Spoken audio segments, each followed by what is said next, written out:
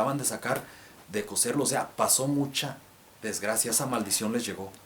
Y luego dice el 25, y respondiendo todo el pueblo, dijo, su sangre sea sobre nosotros y sobre nuestros hijos. Entonces le soltó Barrabás y habiendo azotado a Jesús le entregó para ser crucificado. Fíjense, allí en esos momentos, Pilatos, ¿dónde está Pilato? Bueno, es acá donde estaba Pilato.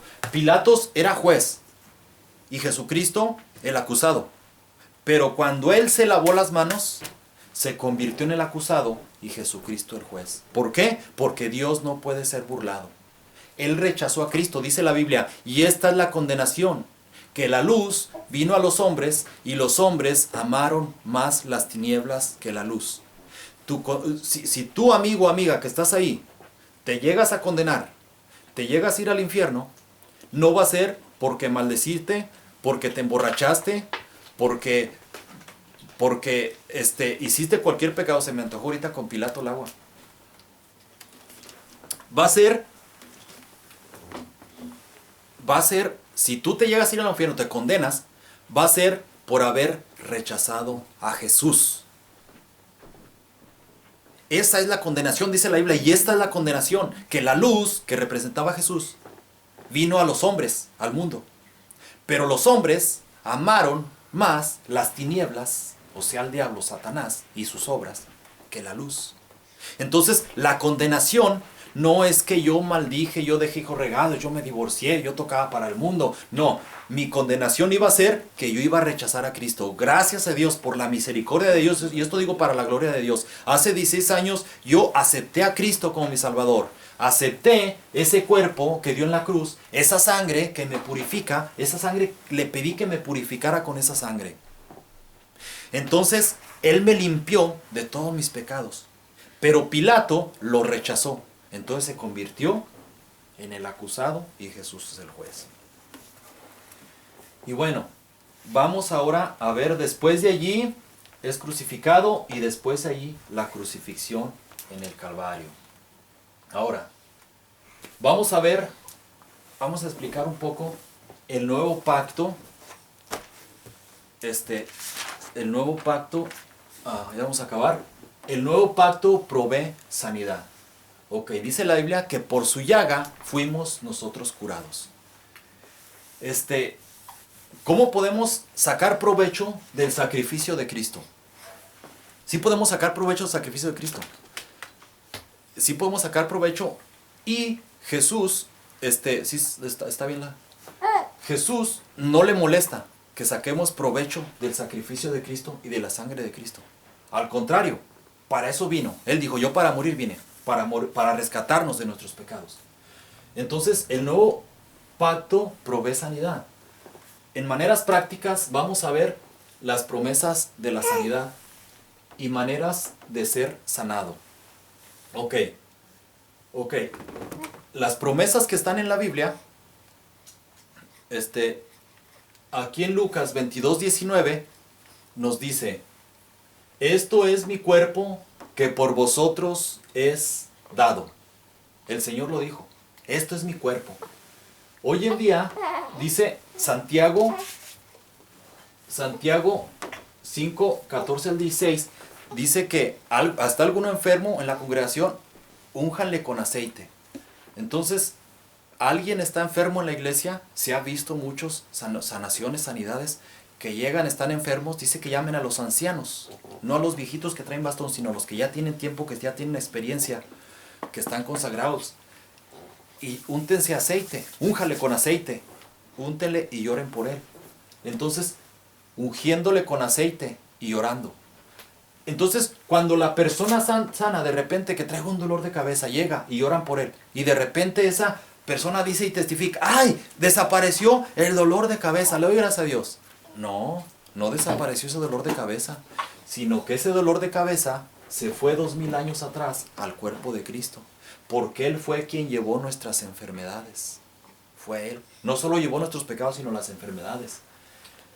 Él mismo, dice la Biblia, que Él mismo tomó nuestras enfermedades y llevó nuestras dolencias. Cuando Él murió, Él traía muchas enfermedades de cáncer, muchas enfermedades tantas sanaciones que han pasado ahorita, porque ya estaban en su cuerpo desde aquellos tiempos. Por eso dice Marcos 16, 15 al 18, dice, y él les dijo, está hablando Jesús, id por todo el mundo y predicad el evangelio a toda criatura. El que creyere y fuere bautizado será condenado. Y estas señales seguirán a los que creen. En mi nombre echarán fuera demonios y hablarán nuevas lenguas. Tomará en las manos serpientes, y si bebieren cosa mortífera no les hará daño. Sobre los enfermos pondrán sus manos y sanarán. Ok, el Señor les dijo a los apóstoles que pongan sus manos, los va a usar, va a dar poder, pero el poder de Dios, y las personas van a sanar, los que Dios quiera, ¿verdad? Entonces eso también es para la iglesia, no solo para los apóstoles.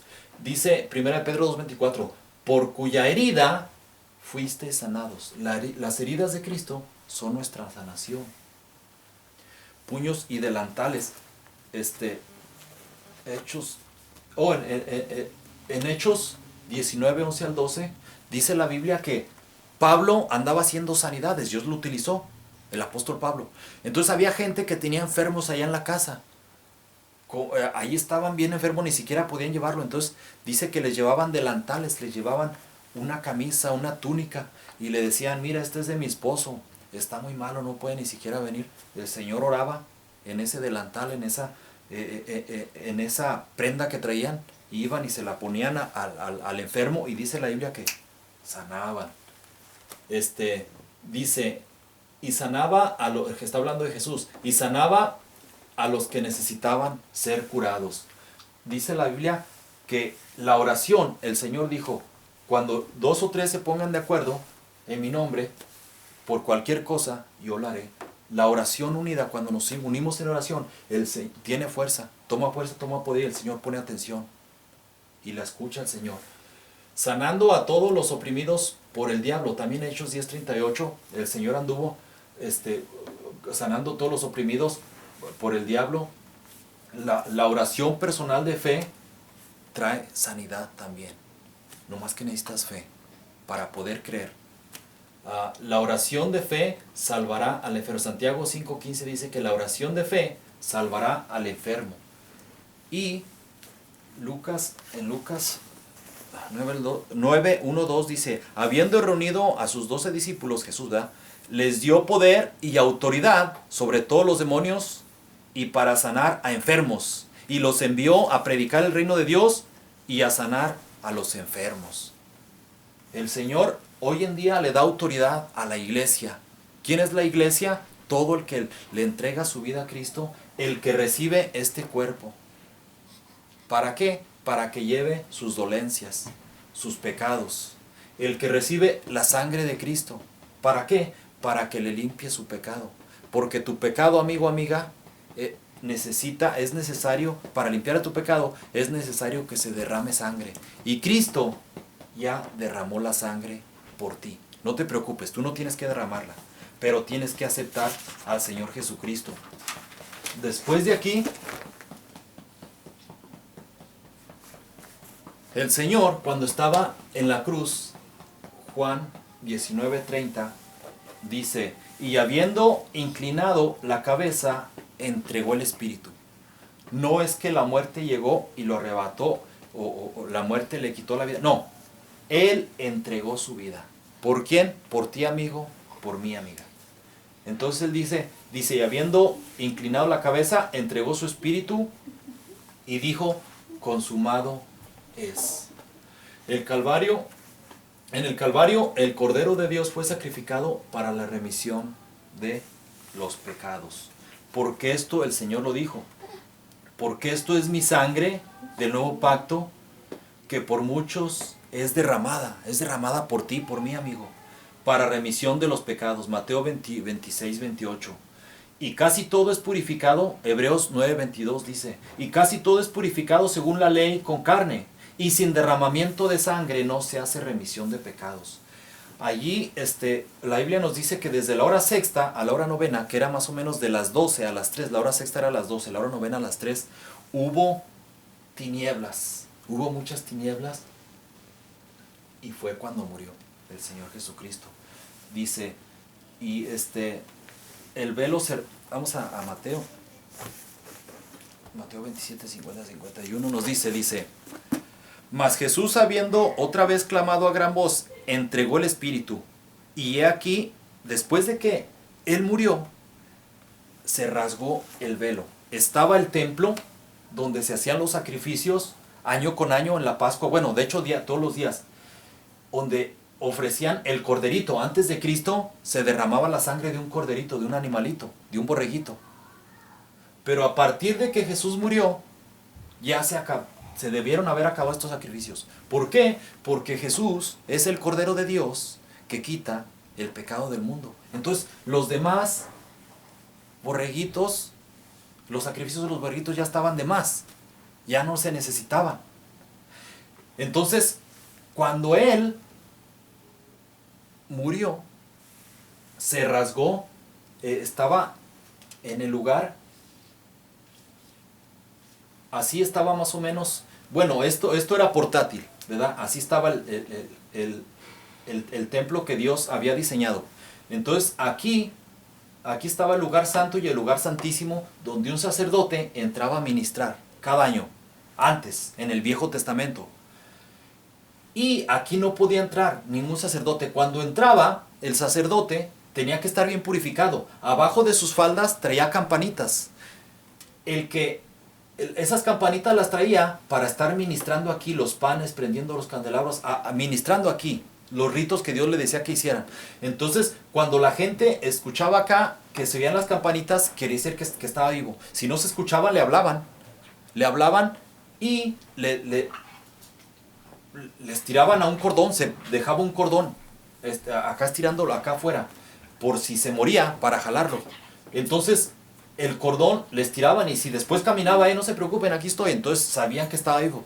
No hay ningún registro de uno que se haya muerto aquí. Pero lo que les quiero decir, que un solo sacerdote venía y ministraba hasta aquí. Entonces después se hizo otro templo más grande. Entonces esos ritos se siguieron haciendo aquí. Entonces ahí estaba el lugar santo y el lugar santísimo, y estaba unas cortinas, un velo, que no podía entrar. Era santísimo ese lugar, tenía que estar bien santificado el que entraba. Pues cuando murió Jesús, por cierto que a las 3 de la tarde se hacía el sacrificio todos los días, a las 3 de la tarde, sobre todo cuando el día de la Pascua. Entonces cuando muere Jesús, dice la Biblia que se rasgó el velo. Este velo que está aquí, se rasgó. Y no se rasgó de abajo para arriba, sino dice la Biblia que se rasgó de arriba para abajo. ¿Qué quiere decir? Dice Dios, no me buscasteis vosotros a mí, yo os busqué a vosotros. La salvación viene de Dios para nosotros, no de los hombres para Dios. No es que nosotros hacemos muchos ritos y somos salvos, que nuestras obras nos hacen salvos, que nuestra religión nos hace salvos, que nuestra denominación nos hace salvos. No, de Dios. Dios trae salvación. Entonces se rasgó el vestido. El velo, dice: mas Jesús, habiendo otra vez clamado a gran voz, entregó el Espíritu, y aquí el velo del templo se rasgó en dos, de arriba a abajo, y la tierra tembló, y las rocas se partieron, y se abrieron los sepulcros. Tembló la tierra, de tal manera que tembló la tierra, que hasta se abrieron sepulcros. ¿Y qué pasó con los sepulcros? Dice, se abrieron sepulcros, y muchos de los cuerpos de santos que habían dormido se levantaron. Y saliendo de los sepulcros, después de la resurrección de él, vinieron a la santa ciudad y aparecieron a muchos. O sea que después de allí, dice la Biblia que Jesucristo fue el primero en resucitar. Murió, pero resucitó. Pero estos después aparecieron, anduvieron, sus cuerpos ahí, los resucitó Dios. Ellos fueron los siguientes. Hay diferentes resurrecciones en la Biblia, y creo que después eso vamos a ver en otro estudio. Pero Jesús fue el primero en resucitar, y ya después anduvieron en la ciudad, porque los sepulcros estaban medio abiertos. Entonces ya estaban listos esos, y Dios les dio poder para resucitarlos. ¿Por qué? Porque Dios trae vida. Dios con su muerte vino a traer mucha vida, ¿verdad? Entonces,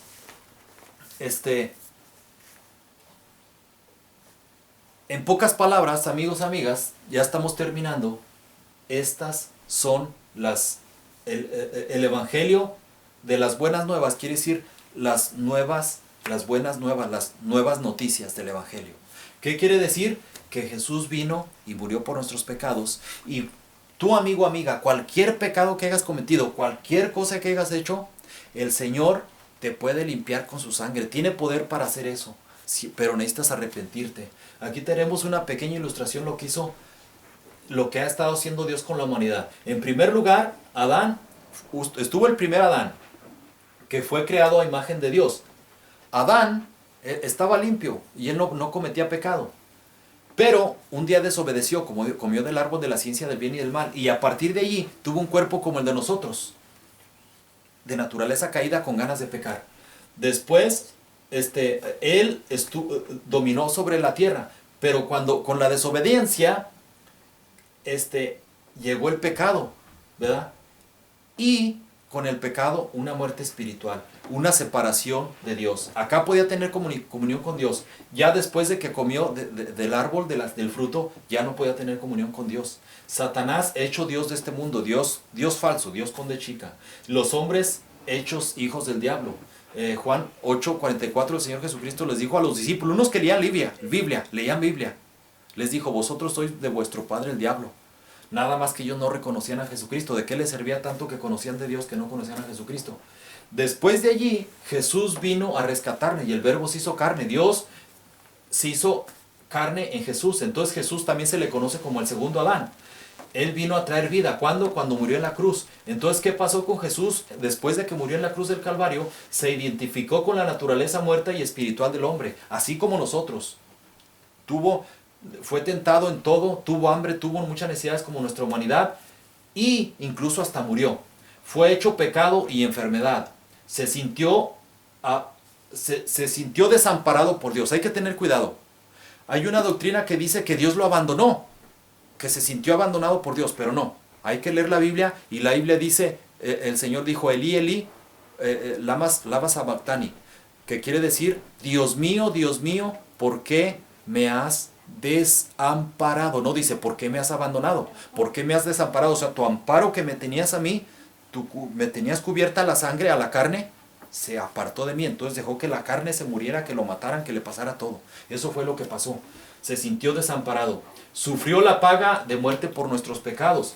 Después de ahí es el primogénito de los muertos, es el primero que resucita. Entonces conquistó la muerte y el infierno, y a Satanás tenía las llaves de la muerte y del infierno. Él se las quitó, y cuando resucitó regresó con las llaves triunfante. Restaurar el dominio justo del hombre. Cuando venimos y le entregamos nuestra vida al Señor, Él nos da su Santo Espíritu, y ese Espíritu nos da fortaleza y nos da dominio contra el pecado. No contra todo el pecado, no que somos super santos, pero sí dominamos. Yo domino mucho del pecado que yo hacía. Soy un pecador, no como antes, pero sigo siendo pecador, pero no como antes. Y después de ahí, el nombre de Jesús es exaltado, porque no hay otro nombre dado a los hombres en que podamos hacerlo más que el nombre de Jesús, ¿verdad? Y es un nombre que es sobre todo nombre. El nombre de Jesús, ese nombre trae mucho, pero ese nombre no es solo un nombre de Jesús, sino el nombre está hablando el crédito de Jesús, la muerte de Jesús, la sangre de Jesús, lo que hizo por ti, por mí. Entonces su espíritu y su cuerpo se vuelven a juntar de Jesucristo. Entonces resucita en un cuerpo glorificado. En un cuerpo glorificado que podía atravesar las paredes.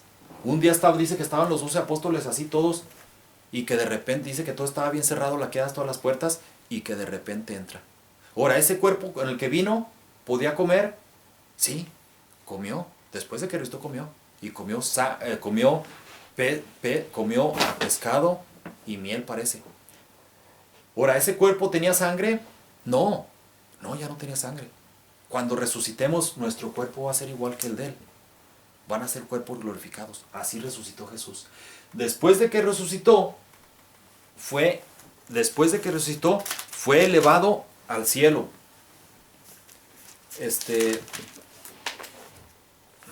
Vamos a Marcos 16. Marcos 16. Marcos es muy práctico. Marcos resume las cosas prácticas para mostrarnos el hecho de Jesús. Dice, Finalmente se apareció a los 11